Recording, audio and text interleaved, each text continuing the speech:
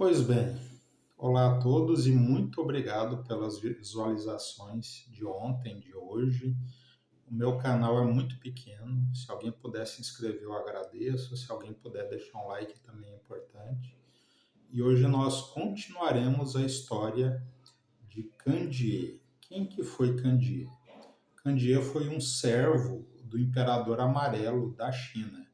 O Imperador Amarelo foi o primeiro imperador da dinastia Shang, que foi a primeira dinastia da China.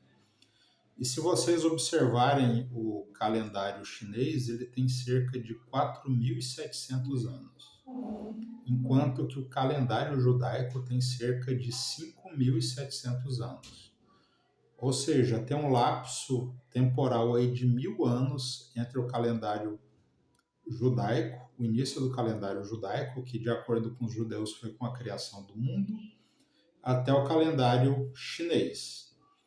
E esses 1.000 anos na Bíblia seriam equivalentes ao capítulo 1 de Gênesis até o capítulo 11.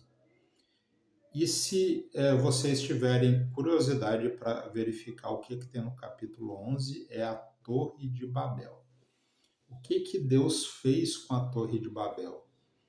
Ali as pessoas gostariam de morar num local só, falando a mesma língua e terem a mesma cultura. Esse não era o plano de Deus. E assim Deus o fez. Confundiu a linguagem dos moradores da Torre de Babel e como eles não conseguiam se comunicar mais, cada um foi para uma direção. E eu acredito que nesse momento da história, muitos foram para o Oriente e lá se instalaram onde hoje é a China. E começaram ali a inventar a escrita. Quem que foi o responsável por criar a primeira escrita chinesa? Foi o Candiê, que era servo do Imperador Amarelo. O Candiê observou no casco das tartarugas desenhos muito interessantes. E depois disso ele verificou que o casco da tartaruga era um material interessante para se fazer aqueles desenhos, aqueles hieroglifos chineses. E em 1899, na província de Henan, na China, eles encontraram muitos escritos antigos chineses dessa dinastia Shang, do Imperador Amarelo, que em cascos de tartarugas ainda intactos e também em ossos e em vasos de bronze, símbolos muito parecidos. E alguns estudiosos perceberam que cerca de 70% daqueles símbolos poderiam ser explicados de acordo com as histórias bíblicas contidas entre os capítulos 1 de Gênesis até o capítulo 11. Então, seriam histórias relacionadas à criação do homem, ao dilúvio e à Torre de Babel.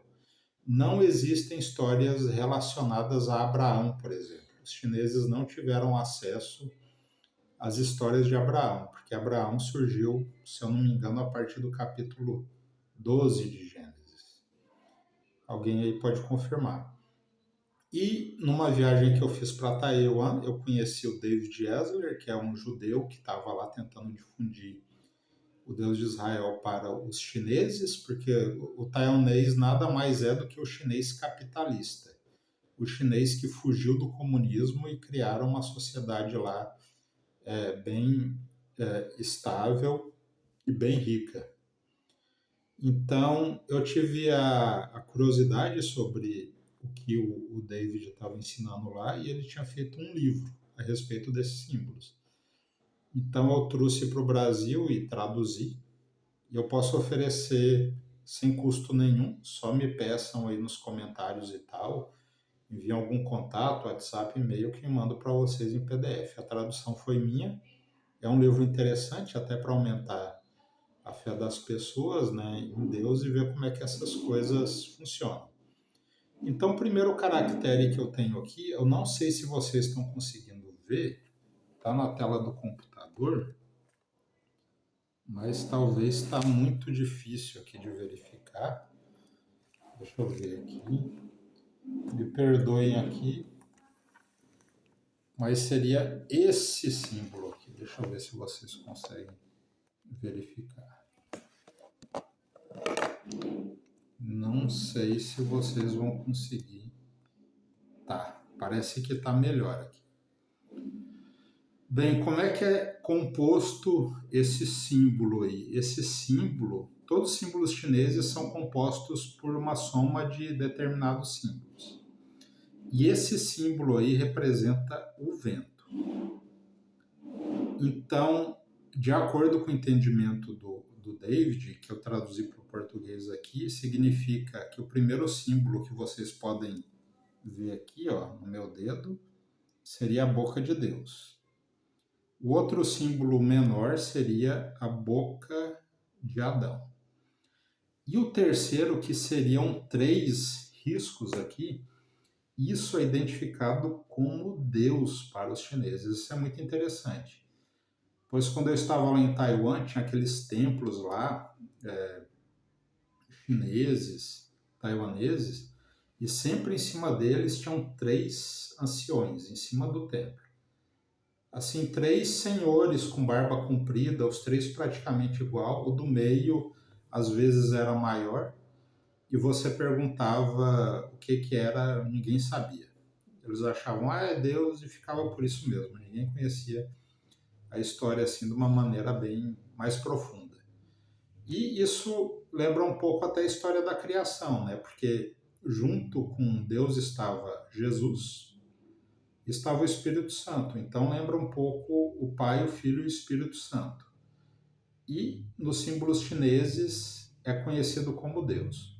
Se vocês somam esses 3 símbolos, cria esse símbolo aqui de cima, que é o Fan, que é vento. Por quê? Porque Deus soprou o Espírito dele nas narinas do homem de barro que ele fez, ele se tornou alma vivente, se tornou Adão.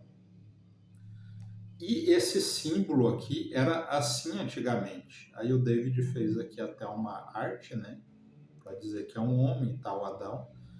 E esse símbolo nos dias atuais, ele se transformou nesse que está aqui, ó, por último. Por quê? Porque toda escrita evolui. Se você pegar uma escrita dos antigos hebreus, lá na época do Egito, para a época de hoje, também evoluiu bastante. Os símbolos mudaram muito.